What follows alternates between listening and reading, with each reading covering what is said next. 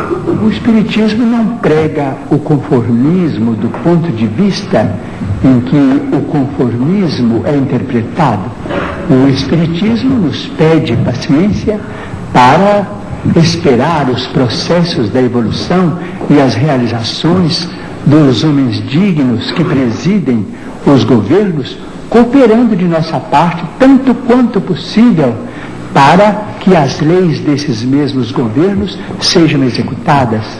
De modo que, se estamos subordinados ao critério de nosso Senhor Jesus Cristo, que estabelece aquele princípio de a Deus o que é de Deus e a César o que é de César, isto é, aquilo que pertence ao mundo superior da nossa mente, as realizações com Deus, que constitui o progresso e o aprimoramento de nossa alma, e aquilo que nós devemos aos poderes constituídos no mundo, que nos orientam e que administram os nossos interesses, então o Espiritismo não se sente, vamos dizer, o Espiritismo evangélico não se sente absolutamente inclinado a qualquer participação no partidarismo de ordem política para solucionar os problemas da vida material, conquanto reconheça que todos devemos trabalhar.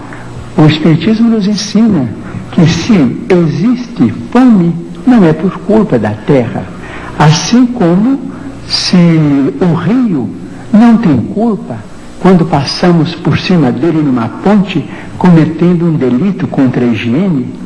As leis são magnânimas, mas a vacina contra a ignorância é a instrução, e a vacina contra a penúria é o trabalho.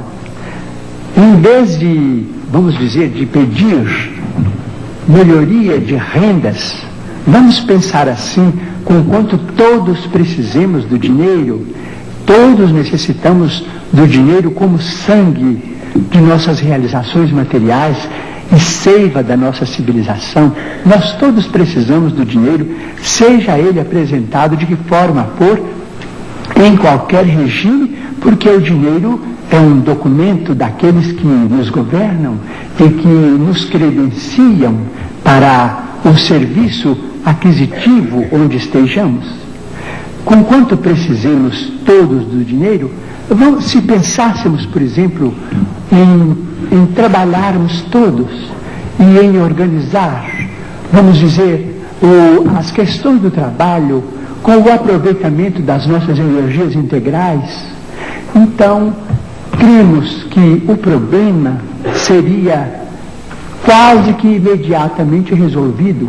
Vamos dizer que na atualidade dessemos ou que venhamos a dar a liderança das empresas, a chefia das equipes, as inteligências juvenis, como vem acontecendo quase que em todos os países de vanguarda, mas sem desvalorizarmos a madureza que começa de 40, 45, 50 anos, colocando a madureza com seu discernimento a serviço da coletividade, proporcionando aos homens e às mulheres que já amadureceram na experiência física trabalho e mais trabalho, desde que eles tenham condições orgânicas compatíveis com essa necessidade, mas prestigiando a personalidade humana em sua condição de pessoa amadurecida, no trabalho remunerado, ou tão altamente remunerado quanto possível,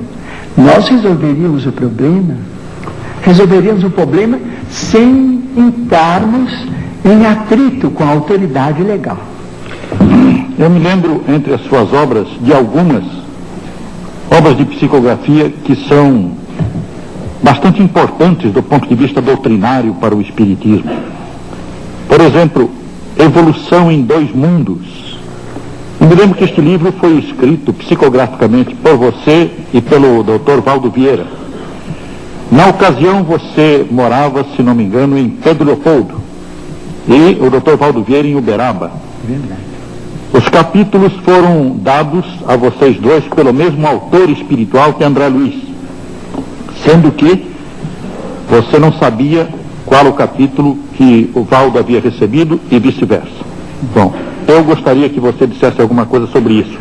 Mas queria lembrar também Mecanismos da Mediunidade, que me parece um livro dotado de tanta informação científica atual dos nossos tempos e relacionando todas as conquistas da técnica atual com os problemas mediúnicos, que eu creio que você nunca teve oportunidade de obter conhecimentos pessoalmente a respeito desses assuntos. Eu gostaria que você nos dissesse alguma coisa sobre esses dois livros.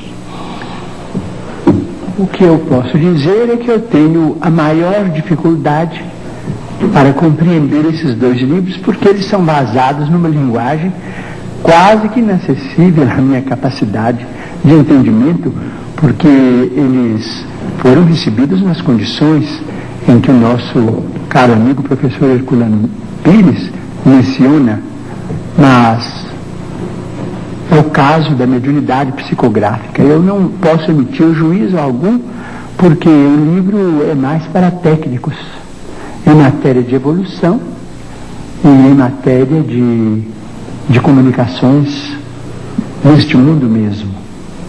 Não posso emitir julgamento nenhum, porque não estou à altura. Para isso eu precisaria ter de mim mesmo uma diplomação acadêmica, Chico, para que o Espírito de Emmanuel encontrasse em mim recursos. Com licença, eu não pediria a você julgamento. Eu queria que você nos dissesse alguma coisa sobre a maneira por que eles foram escritos, de que maneira você recebeu, qual foi a motivação para que este Evolução em Dois Mundos, que é um livro que coloca o problema da evolução dentro do Espiritismo, relacionando o processo evolutivo no mundo material e no mundo espiritual, é um livro de profundo esclarecimento do problema evolutivo. E Mecanismos da Mediunidade, porque é um livro que traz um acréscimo enorme aos nossos conhecimentos possíveis no campo mediúnico. Eu gostaria que você dissesse quais foram as motivações, qual foi o seu trabalho nesse campo, o que você sentia quando escrevia, coisas assim. Eu sentia, naturalmente, um grande prazer em ser instrumento daquelas páginas, conquanto eu não as entendesse muito bem, remetia diretamente pelo correio ao companheiro que partilhava comigo da mesma experiência, em 2 dias convencionados da semana. Então ele também me mandava para Pedro Leopoldo, eu lia o que ele havia recebido, ele lia o que eu havia recebido e o livro continuou até o fim. Mas a esse respeito eu peço licença para lembrar um caso interessante. Em 1931, quando eu ia fazer 21 anos, o espírito de Augusto dos Anjos sentia muita dificuldade em escrever por meu intermédio. Nesse tempo eu trabalhava no armazém. Nesse armazém me dava também serviço para cuidar de uma horta muito grande com plantações de alho, porque o alho na região em que eu nasci é um fator econômico de muita importância. Então, depois das 6 da tarde, para mim era um prazer ir fazer a rega dos canteiros de alho, e os espíritos começavam a conversar comigo. Eu achava muito prazer naquelas horas, porque eu me isolava de todo o serviço do armazém para ficar plenamente à disposição dos espíritos amigos. Então ele começou a ditar uma poesia que está no Parnaso de Além-Túmulo, o primeiro livro da nossa mediunidade. Essa poesia se chama Vozes de uma Sombra. E ele começou a falar com aquelas palavras maravilhosas, muito técnicas. Eu, com o regador na mão, me custava compreender. E ele falava que gostava de escrever no campo, e que aquela era uma hora em que ele queria ditar, para que eu ouvisse, para mim poder compreender na hora de escrever, que muitas vezes escrevo também como médium ouvinte.